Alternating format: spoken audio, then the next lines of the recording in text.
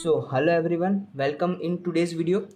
आज का हमारा एक बहुत छोटा सा टॉपिक रहेगा एबनॉर्मल ब्रीदिंग का, जिसमें हम डिफरेंट टाइप्स ऑफ ब्रीदिंग है, कॉस्मोस ब्रीदिंग, बायोट्स ब्रीदिंग, काइंड स्टोक ब्रीदिंग, उस इस सब टॉपिक के बारे में पढ़ेगी। बहुत छोटा सा वीडियो रहेगा। Let's start without wasting any time. First of all, इसके पहले आपको दो तीन टर्म्स पता होने चाहिए।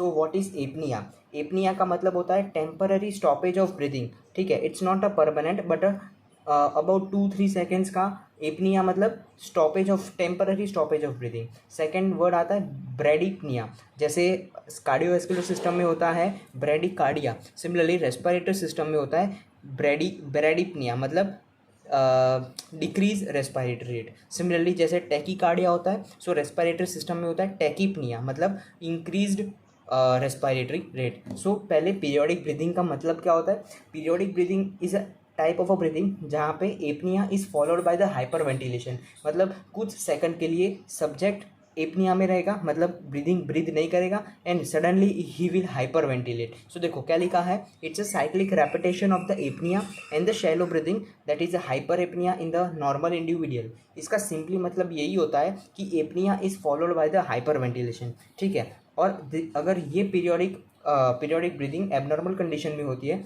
उसे कहते हैं kind stroke breathing. Kind stroke breathing में क्या होता है बेसिकली, जो hyper ventilation is followed by apnoea, या फिर बोलो apnoea is followed by the hyper ventilation. तो क्या हुआ, पहले सब्जेक्ट ने धीरे धीरे से ब्रीथ करना शुरू किया, ज़्यादा ब्रीथ कर रहा है, हाइपर वेंटिलेट कर रहा है, धीरे धीरे हाइपर वेंटिलेट कर रहा है, और धीरे धीरे after some period of time hyper ventilation कम होता जा रहा है, and after further some time apnoea में मतलब temporary stoppage of breathing, and फिर से अपनी ये जो साइकिल रिपीट कर रहा है। मतलब अगर जो जहाँ पे ये जो पीक ले रहा है रेस्पिरेटरी रेट का, स्टार्टिंग से लेके पीक तक उसे कहते हैं वैक्सिंग। सिमिलरली पीक से लेके जहाँ तक एपनिया शुरू हो रहा है, स्टार्टिंग ऑफ एपनिया, उसे कहते हैं वेनिंग। तो क्या होगा, रेस्पिरेटरी साउंड उसको कैसा सुनाई देगा आपको पता है? ऐसा होगा, first of all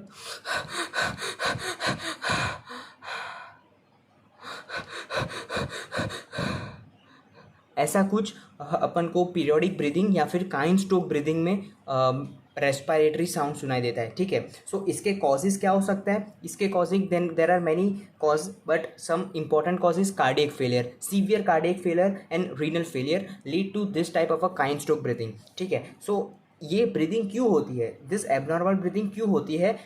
normal breathing को अटेन करने के लिए एबनॉर्मल ब्रीदिंग होती है। ठीक है, मैं आपको एक ग्राफ बताऊंगा यहाँ पे, वो ध्यान से देखना। उसमें क्या, पहले नॉर्मल ब्रीदिंग थी, फिर आफ्टर सम टाइम क्या हुआ, PCO2 का लेवल कम हो गया, as a result of which body के कीमोरिसेप्टर एक्टिवेट हो गए, एंड देर इज अ क्या हो गया, हाइपर वेंटिलेशन हुआ। हाइपर वेंटिलेशन हुआ तो फिर से क्या हो गया, हाइपर वेंटिलेट होने से CO2 का लेवल बहुत ज़्यादा, मतलब CO2 का लेवल बॉडी में कम हो गया, एंड बॉडी फिर से हाइपोक्सिया में आ गई। तो हाइपोक्सिया में आ गई तो फिर से peripheral chemoreceptors and central chemoreceptors activate हो गए, and there is a stoppage of breathing for some period of time, और फिर से ये ग्राफ अपना साइक्लिक रिपीटेशन कर रहा है। वो ग्राफ ध्यान से समझ लेना। ठीक है, अब first type of a breathing हो गई काइंड स्ट्रोक ब्रीदिंग। अब second type of a breathing is a Kussmaul breathing. यहाँ पे क्या होता है, there is a rapid deep breathing. Simply यहाँ पे क्या होता है, जो पेशेंट या फिर सब्जेक्ट होता है, सब्जेक्ट जो ब्रीथ करता है it's very rapid and deep breath करता है, मतलब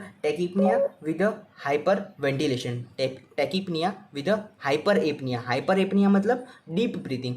यहाँ पे हमको कैसी मतलब रेस्पिरेटरी साउंड सुनाई देगा,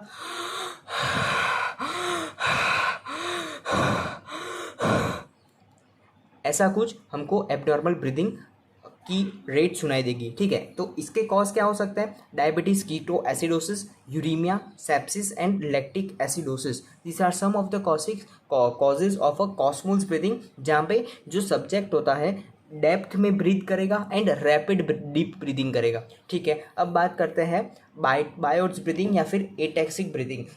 एटैक्सिक मतलब होता है टू लूज द कंट्रोल। ठीक है, तो as a name suggest ataxic breathing, तो यहाँ पे क्या होता है, सब्जेक्ट का रेस्पिरेटरी रेट पे कंट्रोल नहीं रहता है। There is a abnormal breathing rate, मतलब कभी भी एपनिया हो जाएगा और कभी भी हाइपर केपनिया हो जाएगा, and there is a no, मतलब ग्राफ में स्टेबिलिटी नहीं दिखेगी। देखो एक ग्राफ बताता हूँ उसका।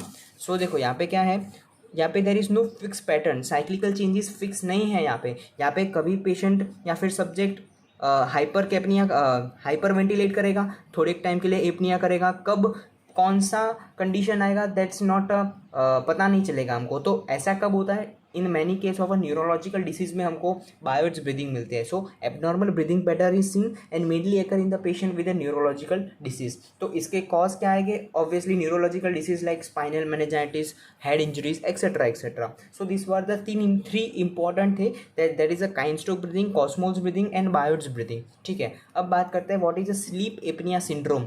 As a name suggest, sleep apnoea मतलब during the sleep there will be the frequent repetitive apnoea. मतलब क्या होगा यहाँ पे, जो सब्जेक्ट होगा during his sleeping sleep cycle, बीच में उसको कभी भी एपनिया हो जाएगा और एपनिया वापस चला जाएगा। एंड इसकी वजह से क्या होगा, जब भी such type of a patient with a sleep apnoea syndrome जब भी मॉर्निंग में उठेंगे तो उनको डिजीनेस फील होगी या फिर फैटिक फील होगा, बिकॉज ड्यूरिंग कंप्लीट उनकी स्लीप साइकिल के दौरान देर वर मैनी एपनियाज। उसकी वजह से क्या, दे वेकअप। ठीक है ना, तो देखो क्या लिखा है, repetitive apnoea during the sleep occur due to the mark loss of a tone of a pharyngeal muscles. Pharyngeal जो मसल्स होता है उसका टोन लॉस हो जाता है in the sleep apnoea syndrome. ठीक है, और इसमें क्या होगा, जो this people develop the morning headache and fatigue due to the frequent apnea in the night. So simple है स्लीप एपनिया सिंड्रोम। अब ये एडल्ट्स में होता है, और जब भी स्लीप एपनिया सिंड्रोम इन्फेंट्स में होता है तो उसे कहते हैं सडन इन्फेंट डेथ सिंड्रोम या फिर SIDS। Simply sleep apnoea syndrome in the premature infant is known as a sudden infant death syndrome.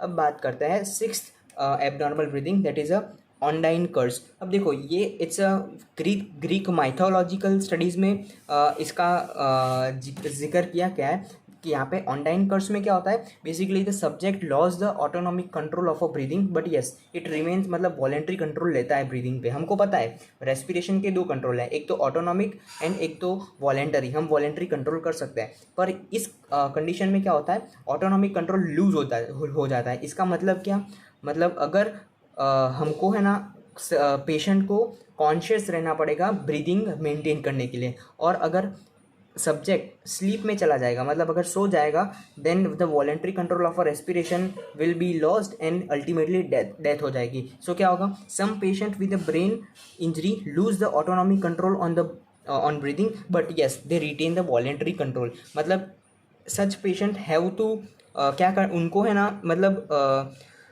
रहना पड़ेगा कि कॉन्शियस रहना पड़ेगा कि उनको रेस्पिरेशन करना है, और अगर वो स्लीप में चले गए, मगर अगर वो सो गए देन अल्टीमेटली वो डेथ हो जाएगी उनकी। ठीक है, इसे कहते हैं ऑनडाइन कर्स। एंड अब बात करते हैं एपनॉस्टिक ब्रीदिंग। एपनॉस्टिक ब्रीदिंग में क्या होता है, फुल इंस्पिरेशन के बाद there is a some time of a inspiratory gasp. तो सो यहाँ पे क्या होता है, there is a prolong inspiratory gap with a pause at a full inspiration. ठीक है, so this is not important, basically चार इंपॉर्टेंट थे, Biot's breathing, कॉस्मोल्स breathing and Cheyne Stokes syndrome. बस आपको सिर्फ ये, अगर ये 4 या शॉर्ट नोट में पूछे जाए, सो आपको सिर्फ इतना 4-5 पॉइंट लिख के आना है, क्वाइट इजी है, आप याद भी कर सकते हो। ठीक है, और यहाँ से सिर्फ काइंस्टोक ब्रीदिंग का क्वेश्चन नीट PG के लिए इंपॉर्टेंट है। ठीक है, सो ये PDF आपको Telegram channel, official Telegram channel of oxytocin में आपको मिल जाएगी। सो बस सिर्फ सिंपल सा टॉपिक था, इसलिए हमने कुछ डेप्थ में नहीं पढ़ा, बट यस क्वाइट इजी भी टॉपिक है। ठीक है, सिर्फ रिवाइज करना है आपको, नोट्स आपको मिल जाएंगे टेलीग्राम पे। ठीक है, सो मिलते हैं अगले वीडियो में, बाय बाय।